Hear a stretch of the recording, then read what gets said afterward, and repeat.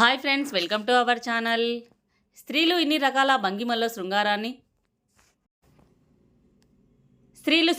చాలా రకాలుగా ఎంజాయ్ చేస్తారని సెక్స్పై అనేక పరిశోధనలు జరిపారు.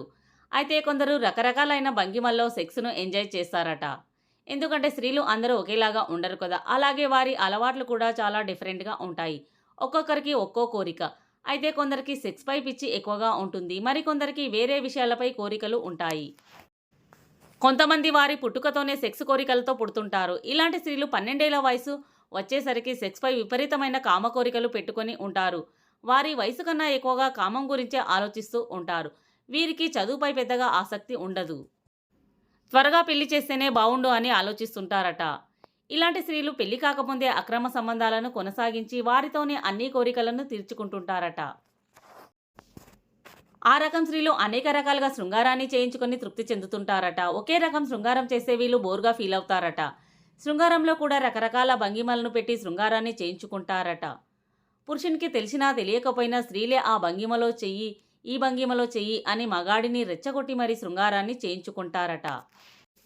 ఇలాంటి స్త్రీలతో శృంగారం చేసే పురుషులు మాత్రం సెక్స్లో చాలా తృప్తి చెందుతారని అంటారు. శృంగారం చేసేటప్పుడు గట్టిగా అరుస్తూ సెక్స్ను ఎంజాయ్ చేస్తారట. ఇలా గట్టిగా శబ్దాలు చేసి శృంగారంలో పాల్గొంటే ఆ పురుషుడు రెచ్చిపోయి అతనికి కామనాడులు ఎక్కువగా రిలీజ్ అయ్యి ఎక్కువ సమయం శృంగారం చేసి తనను తృప్తిపరుస్తాడని అలాంటి శబ్దాలు చేస్తారట.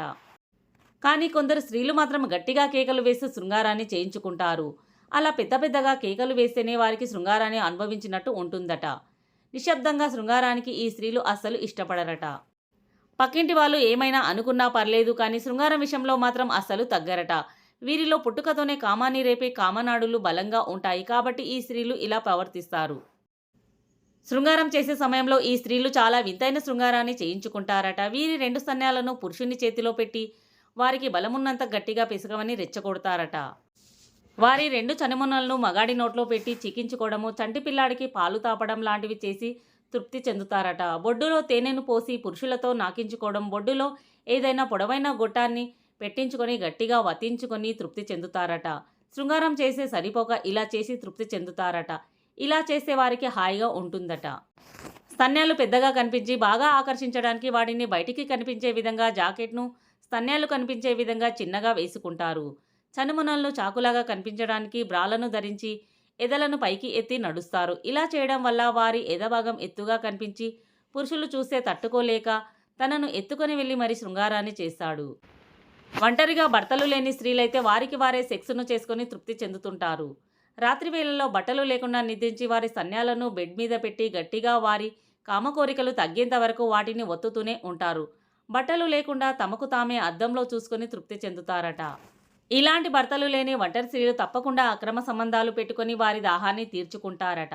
ఈ స్త్రీలు బొడ్డులో కూడా శృంగారాన్ని చేయించుకుంటారట. ఒంటరిగా ఉన్నప్పుడు వీరికి సెక్స్ కోరికలు కలిగి అది తీర్చుకోవడానికి బొడ్డులో ఒక గొట్టాన్ని పెట్టి ఒత్తుతుంటారట. ఎప్పుడు కోరిక కలిగినా అప్పుడే శృంగారం కావాలని ఇంట్లో ఉండేవారిని ఇబ్బంది పెడతారట. పురుషులతో ఈ స్త్రీలు చాలా రకాల భంగిమలను చేయించుకుని తృప్తి చెందుతారట. పట్టపగళ్ళు, మిట్ట మధ్యాహ్నం, సాయంత్రం, అర్ధరాత్రి అని వీరికి తేడాలు అస్సలు ఉండవట. ఎప్పుడు పడితే అప్పుడు సెక్స్ చేయించుకోవడానికి రెడీగా ఉంటారట. ఈ స్త్రీలు పిల్లలను కూడా కనకుండా శృంగారాన్ని ఎంజాయ్ చేస్తారట. పిల్లలన్నా వారి పోషణ అన్నా వీరికి చిరాగ్గా అనుకుంటారట. ఎప్పుడూ సెక్స్లోనే మునిగిపోతుంటారట. ఫ్రెండ్స్, ఈ వీడియో కనుక మీకు నచ్చినట్లయితే ప్లీజ్ లైక్ చేసి మా ఛానల్ని సపోర్ట్ చేయండి. అలాగే ఇలాంటి మరెన్నో ఇంట్రెస్టింగ్ వీడియోల కోసం మా ఛానల్ని సబ్స్క్రైబ్ చేయండి. Thanks for watching.